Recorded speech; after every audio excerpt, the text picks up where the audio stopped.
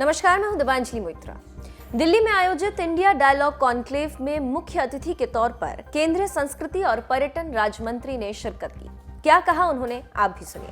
हमारे पास में सब कुछ वो था, तो मुझे लगता है कि एक प्रश्न मैंने पूछा था, मैंने कहा था कि भाई चरक एक ऋषि हो गए, उनके पास में जितनी वनस्पतियों का उन्होंने उल्लेख किया गुण और दोष, उतना तो हम आजाद भारत के बाद अभी लिस्ट नहीं कर पाए। तो लोग यही पूछ रहे हैं कि मुगलों की तो बहुत बात हुई, राणा सांगा की बात कब होगी, कब इसके बारे में और चर्चा होगी, यही पूछ रही हूँ। ये प्रश्न हम लोगों से नहीं पूछे जाना चाहिए, जिनको आपत्ति होती है उनसे पूछे जाना चाहिए। तो तैयार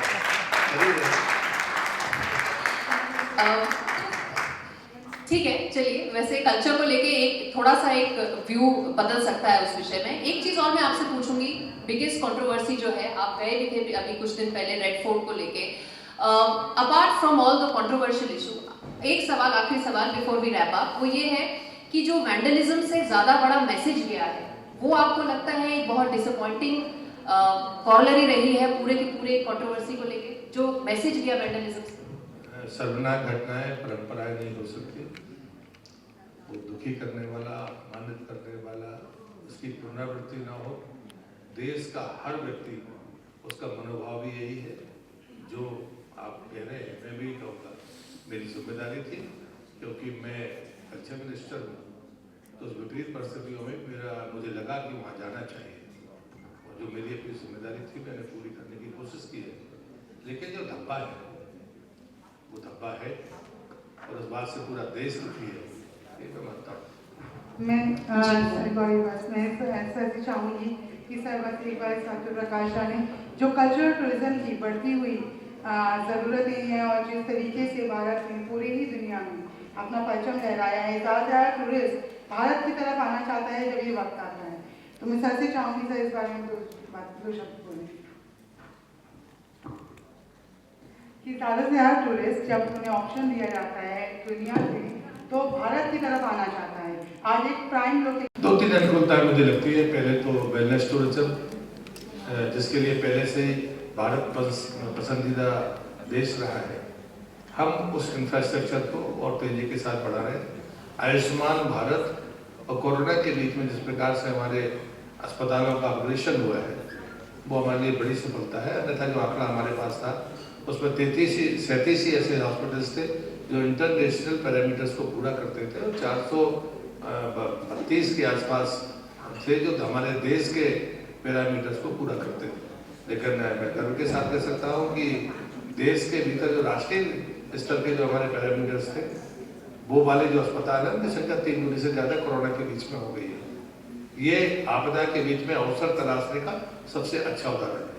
लेकिन दूसरी बात जो मैं पहले कह चुका हूँ, उसको फिर से रिपीट करता हूँ कि वेलनेस सेंटर में रहने की जगह नहीं है, होटल्स में कमरे हैं, इनके बीच के समन्वय के बारे में सरकार ने प्रस्ताव भी दिया है। वेलनेस टूरिज्म के में डॉक्टर्स भी हैं, टॉप मोस्ट डॉक्टर्स उसमें, होटलियर्स हैं, उन सबको कहा गया है कि इस पर कोई बात करनी चाहिए। दूसरा सेक्टर है साहसिक पर्यटन का। तो गुलमर्ग का हमारा जो सेक्टर्स था, मैं खुद अभी अपने कहे हुए वचन के आधार पर कारगिल गया, कारगिल में मैं रात रुका, और हमको ने जमीन दी है हिल काउंसिल, और शायद हम 4-6 महीने के भीतर कारगिल में गुलमर्ग की तरह एक सेंटर शुरू कर रहे हैं, जो वहाँ ट्रेनिंग भी देगा, रिफ्रेशर कोर्स भी देगा। क्योंकि जितने भी पीक्स पर चढ़ने वाली पीक्स है जिनको अनाउंस किया भारत सरकार ने, क्योंकि पहली बार 133 पीक्स को होम मिनिस्ट्री ने एक साथ अनाउंस किया कि आप चढ़ने के लिए उनकी स्वीकृति हो सकती है। ये बड़ी बात है, लेकिन इसलिए हमने गुलमर्ग को चुना है। एक दूसरा सेंटर भी उन्होंने लेह लद्दाख में हमको बताया है, और एक हम सिक्किम या अरुणाचल में बहुत जल्दी खोलेंगे, क्योंकि हमको तैयार होना पड़ेगा। क्योंकि एक उदाहरण मैं आपको दे रहा हूँ, शायद कई बार लोग बसते हैं इससे।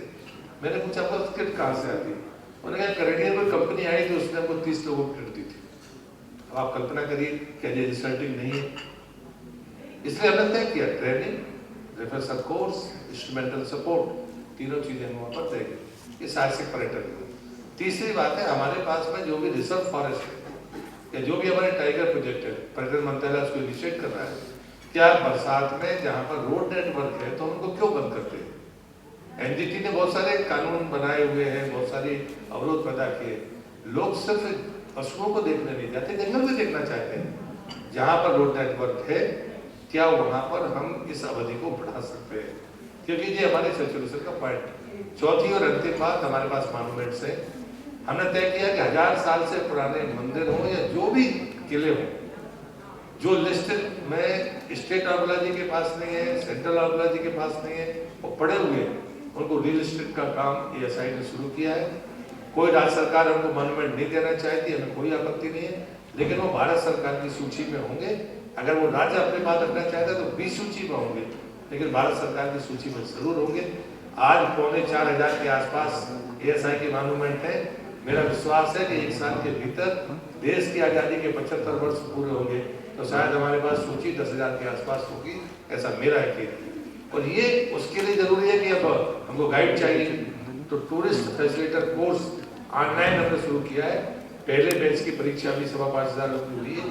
अगर वो गाइड बनना चाहते हैं उसके नेक्स्ट लेवल पर, वो भी ऑनलाइन है, लेकिन UN की भाषा उसे सीखनी होगी, तो हम उसको नेशनल गाइड का दर्जा देंगे। क्योंकि हमको ये भी तय करना पड़ेगा कि प्रोफेशनल्स किंवदंती या ना सुनाए, बल्कि हमारी जो डोजियर है उसके आधार पर बात करें, तथ्य के साथ बात करें तो बेहतर होगा।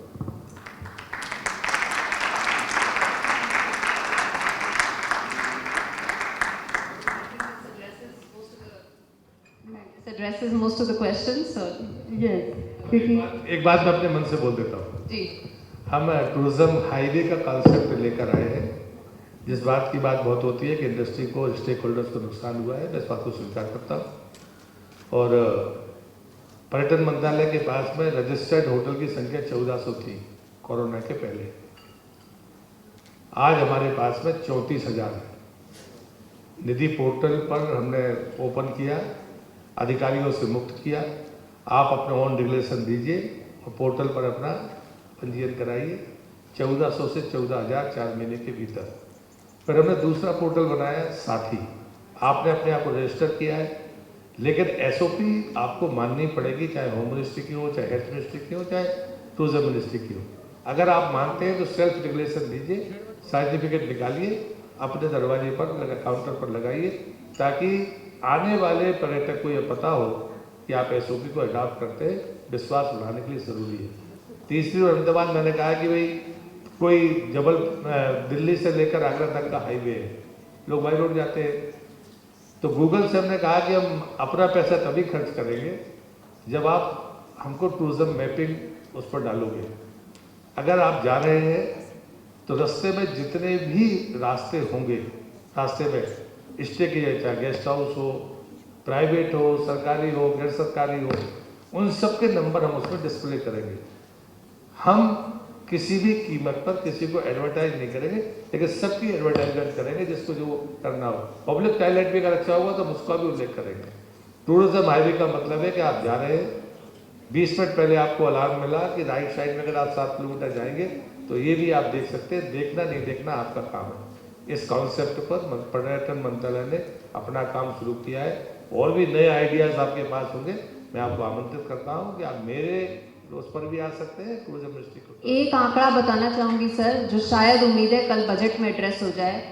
टूरिज्म 9% GDP को कंट्रीब्यूशन करता है, बट निवेश उसे 5.5% से कम मिलता है। अगर ये एनोमली फिक्स हो जाएगी तो उससे बहुत बड़ा योगदान आ जाएगा एम्प्लॉयमेंट जनरेशन में भी और GDP कंट्रीब्यूशन में भी। मैं इस आंकड़े पर कोई टिप्पणी नहीं कर रहा हूँ आपके, लेकिन नीति आयोग का है, मेरा नहीं है। मैंने मान लिया, लेकिन अभी एक अजीब सी तब्दीली आई है जिसको मैं मानता हूँ कि हम सबको भी उस पर शायद ध्यान देना चाहिए।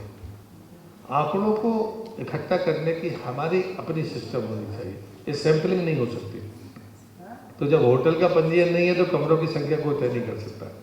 और उसका एक अच्छा उदाहरण बताऊँ, 2 दिन मैंने राज्य के पर्यटन मंत्रियों से बातचीत की, 2 दिन में आधा देश करके।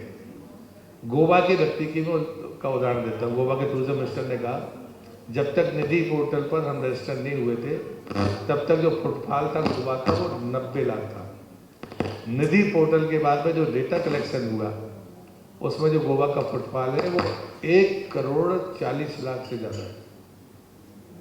ये जो आंकड़े का वेरिएशन है, हमें कहीं ना कहीं एक प्लेटफॉर्म पर आना होगा। आज टूर एंड ट्रेवल्स के लोग भी आपके बीच में आते होंगे। रजिस्टर किए बगैर सही आकलन नहीं हो सकता, उनको हम सही तरीके से कोर्स नहीं करा सकते, और एक भी कोई गलती करता है, गलती उसकी नहीं मानी जाती है, वो भारत की मानी जाती है। और इसलिए मुझे लगता है कि हम सबको उस मोटिवेशन की तरफ आगे बढ़ना चाहिए। इतना ही मैं मैं धन्यवाद देना चाहूँगी श्री प्रहलाद सिंह पटेल जी का हमें कीमती समय देने के लिए। I would also like to request on stage Sarvesh Tiwari, Nidhi Sharma to facilitate minister of culture and tourism Prahlad Singh Patel ji.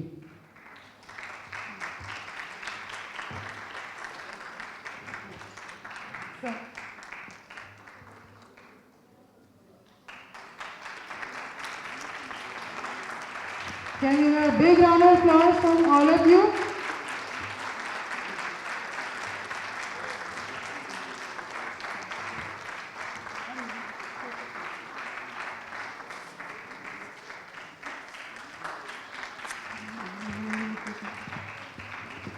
Thank you so much. Thank you everybody for joining us.